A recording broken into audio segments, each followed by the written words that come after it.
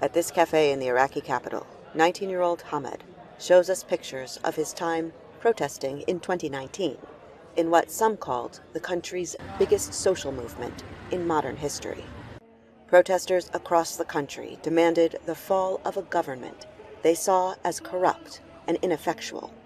Hundreds were killed, injured, or kidnapped in the violence that ensued. The government made one notable concession, holding these early elections. But many activists, like Hamed, say the parliamentary elections are as corrupt as the government they want to replace.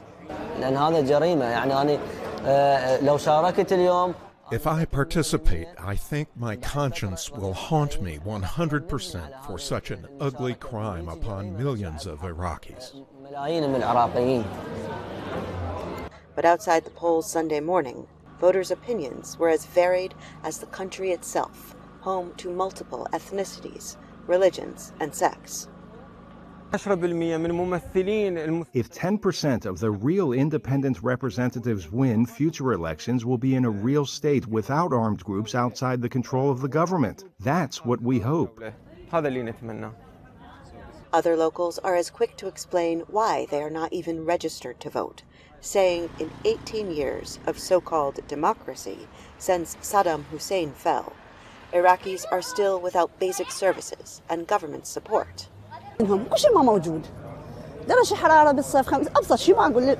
won't even talk about the killings or lack of security, but the utilities.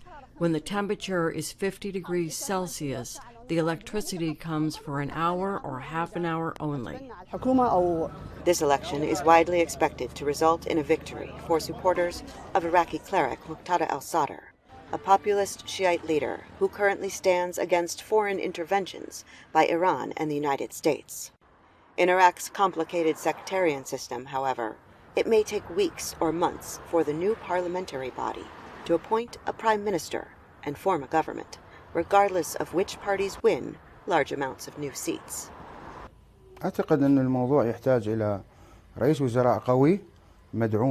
We need a strong prime minister that is supported by the parliament and the people. The conflicts in Iraq are harsh. There are sectarian and racial elements and disrespectful statements that lead to social divides.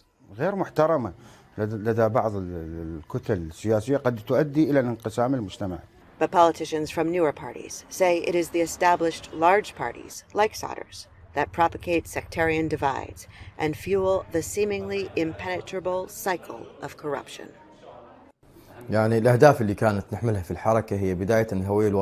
Our main goal is to revive the national identity because lots of Iraqis have lost it and their loyalty is to their sects. One of the basic needs is a reconciliation between the people and the parliament.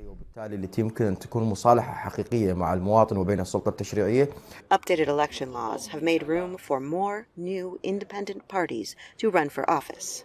But he says, if the elections do not produce some kind of hope for change in the country, still reeling from decades of war and economic devastation, tensions that exploded into mass street protests in 2019 will easily rise again. Heather Murdock, VOA News, Baghdad.